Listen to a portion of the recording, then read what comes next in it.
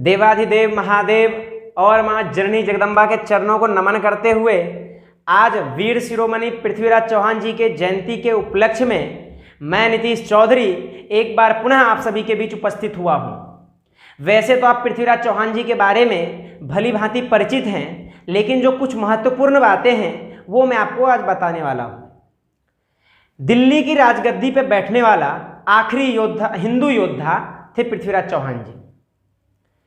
पृथ्वीराज चौहान जी को राजगद्दी उनके पिताजी के विरासत में नहीं बल्कि उनके नाना जी के विरासत के रूप में मिला था। और जो तीसरी सबसे महत्वपूर्ण बातें हैं वह यह है कि पृथ्वीराज चौहान जी को शब्दभेदी बाण चलाना आता था। शब्दभेदी बाण चलाना हमारे इतिहास में सिर्फ 3 लोगों को आता था। एक त्रेता युग में भगवान श्री राम जी के पिताजी राजा दशरथ जी को, द्वापर में वह भील जिसने भगवान श्री कृष्ण के ऊपर बाण चलाया था, और कलयुग में वीर शिरोमणि पृथ्वीराज चौहान जी। पृथ्वीराज चौहान जी एक बहुत बड़े हिंदू शासक थे। उनके शासनकाल में जितने भी छोटे राजा थे वो बहुत ही अपने आप को सुरक्षित महसूस करते थे। तभी हमारे देश पर बुरी नज़र पड़ी मोहम्मद सल्तनत गौरी की। वो छोटी छोटी सियासतों को रौंदते हुए जब आया तो उनका आमना सामना हुआ पृथ्वीराज चौहान जी से। पहली बार दोनों का आमना सामना हुआ था 1191 ईस्वी में। इस बार वह पृथ्वीराज चौहान जी से बुरी तरह हारा और वह कैद भी कर लिया गया। फिर उसने क्षमा याचना किया और इस शर्त पर उसे छोड़ा गया कि वापस वह कभी हिंदुस्तान की तरफ मुंह उठाकर नहीं देखेगा। लेकिन वो कहां सुधरने वाला था, वो बार बार आया। इस प्रकार 17 बार उन दोनों का आमना सामना हुआ और हर बार वह बुरी तरह हारने के बाद दुम दबाकर भाग जाता था।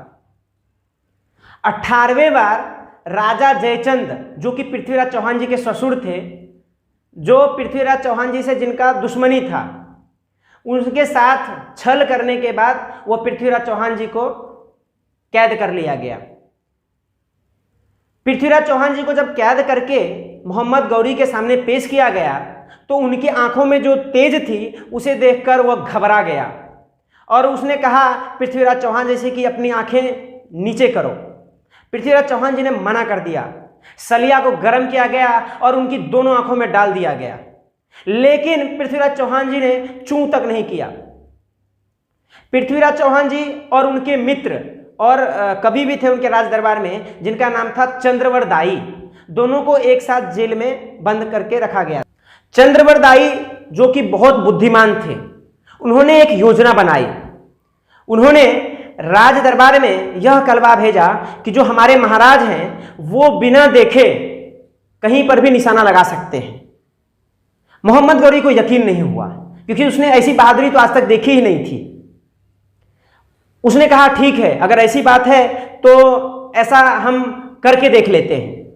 राज दरबार में सबको बुलाया गया, सब लोग जुटे हुए थे। पृथ्वीराज चौहान जी ने कहा कि मैं एक राजा हूं और मुझे कोई आज्ञा एक राजा ही दे सकता है, इसलिए जो घंटा बजाएगा वह एक राजा ही होगा। ऐसा ही हुआ, मोहम्मद गौरी मान गया। एक बहुत बड़ा घंटा रखा हुआ था और जब वो घंटा बजाया जाएगा उसके बाद ही बाण चलाना था। उसने घंटा बजाया और जो चंद्रवर दाई थे उन्होंने यह दोहा पढ़ा, 4 बांस 24 गज अंगुल अष्ट प्रमाण, ता ऊपर सुल्तान है मत चूको चौहान, मत चूको चौहान। अब पृथ्वीराज चौहान जी को दिशा और आवाज दोनों मिल चुका था, बस यही चाहिए था उनको।